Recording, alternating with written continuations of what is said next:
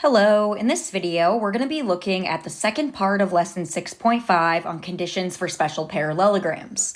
We'll continue to answer the question, how do you prove that a given quadrilateral is a rhombus, a rectangle, or a square? In this lesson, though, for day 2, we're going to focus on proving this in the coordinate plane.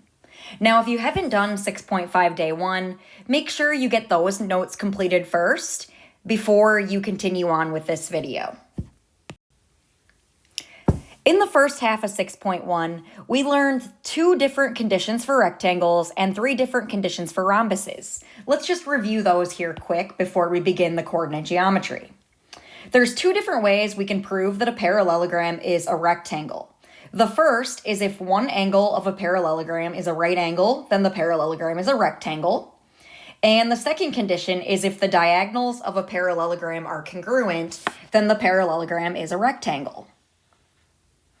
There's 3 different ways we can prove that a parallelogram is a rhombus. The first is if one pair of consecutive sides of a parallelogram are congruent, then the parallelogram is a rhombus. The second is if the diagonals of a parallelogram are perpendicular, then the parallelogram is a rhombus. And the last condition is if one diagonal of a parallelogram bisects a pair of opposite angles, then the parallelogram is a rhombus. The ones that we're going to focus on in the coordinate plane are the 2 that have to do with the diagonals. So that is theorem 6.5-2 and theorem 6.5-4. So if we're given that a figure in the coordinate plane is a parallelogram, we can test if the diagonals are congruent, and if they are, we can conclude it's a rectangle. And then we can also test if the diagonals are perpendicular, and if they are, then we can conclude it's a rhombus. If it's both a rectangle and a rhombus, we would be able to conclude that it's also a square.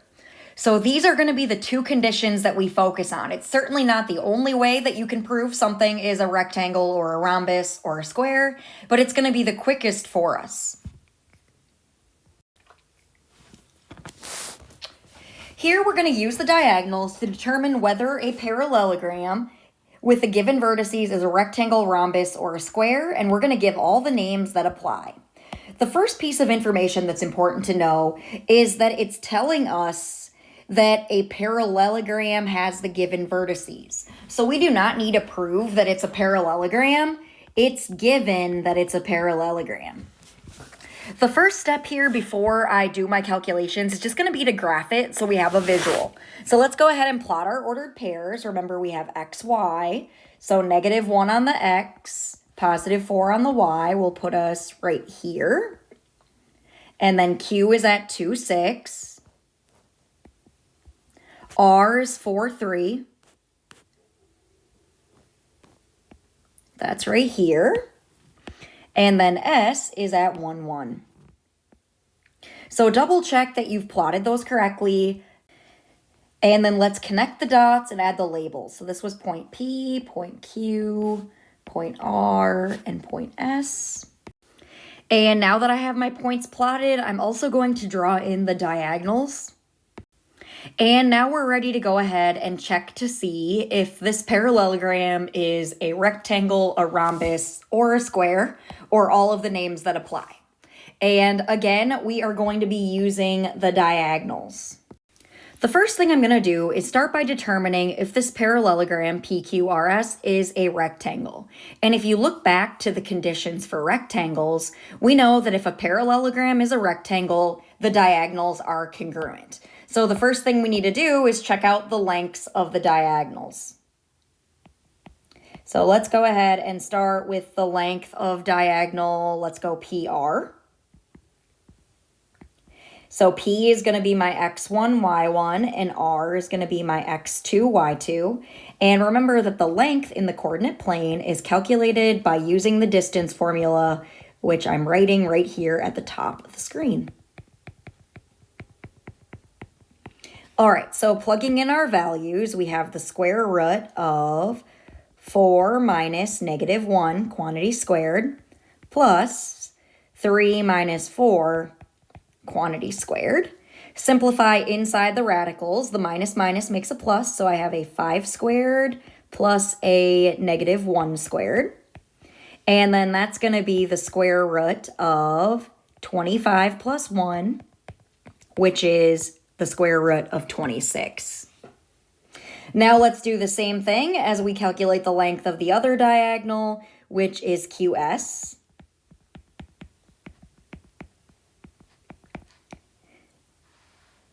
So again, I'm applying the distance formula to these 2 points. Change in x is going to be the 1 minus 2 quantity squared. And then the change in the y's is 1 minus 6 quantity squared. When we simplify that, that's going to be negative 1 squared plus negative 5 squared. When we square a negative, it ends up back at positive. So I still have 1 plus 25, which is root 26. So since these two are the same, we have enough information now to conclude that the diagonals are congruent, which means that we have a rectangle.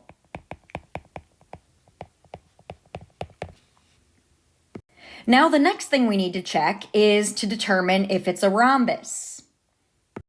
If you look at your conditions for rhombuses, we know that if the diagonals of a parallelogram are perpendicular, then the parallelogram is a rhombus. We already know it's a parallelogram, so let's just check if the diagonals are perpendicular. So to do that, we need to look at their slopes. So let's go ahead and start by finding the slope of PR. And since we already have a picture here, rather than using the slope formula, I'm just going to do the rise over run. So for PR, if we start at point P and we go to point R, we have to go down 1 and then over 1, 2, 3, 4, 5. So its slope is negative 1/5. And then let's do the slope of the second diagonal, which is QS. So starting on the left, getting to the right, we have to go up 1, 2, 3, 4, 5, and then over 1. So rise over run is 5 over 1. Notice that those slopes are opposite reciprocals. So if we go ahead and we multiply the slopes together, we have negative 1 over 5 times 5 over 1. And that ends up being negative 5 divided by 5, which is negative 1. And we know that if the product of two slopes is negative 1, then the lines are perpendicular. So here, the diagonals are perpendicular. And it's a rhombus. If you look at your conditions, if the diagonals of a parallelogram are perpendicular, then the parallelogram is a rhombus. So now we have two things. We have a rectangle and we have a rhombus. We've shown with the diagonals. And if something is both a rectangle and a rhombus, then it's also a square. So therefore, if I want to give all the possible names for this figure, we would want to give it the name. So PQRS is a rectangle, rhombus, and a square. So it is all three conditions. Something can only be a square if it's both a rectangle and a rhombus. Since we have that here, this is all three of them. Let's try one more example here with coordinate geometry. We're again given that this is a parallelogram and we have the four coordinates W, X, Y, and Z. I'm going to begin by plotting my points and drawing in the two diagonals, and now we're going to go through the exact same process. First, let's determine if W, X, Y, Z is a rectangle. Remember that we were already given in the directions that it's a parallelogram, so I don't need to prove that. Let's just check out the diagonals again, and for a rectangle, we need to see are the diagonals congruent. So I'm going to start by calculating the length of WY using the distance formula. So W will be X1, Y1, and Y will be X2 and Y2. And now let's put those numbers into our equation for the distance formula. So we have x2 minus x1, that's 3 minus 0, quantity squared, plus y2 minus y1, which is negative 2 minus 1, quantity squared. When we simplify that, we get 3 squared plus negative 3 squared. And that is the square root of 9 plus 9, which is the square root of 18. Now let's check out the length of the second diagonal. That's the length of xz. Using the distance formula again, I'll take the difference in the x's, which is negative 1 minus 4, quantity squared, plus the difference in the y's, negative 3 minus 2, quantity squared. This time we get negative 5 squared plus negative 5 squared.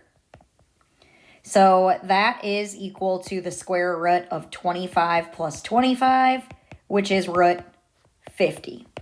So this time we can clearly see that the diagonals are not congruent,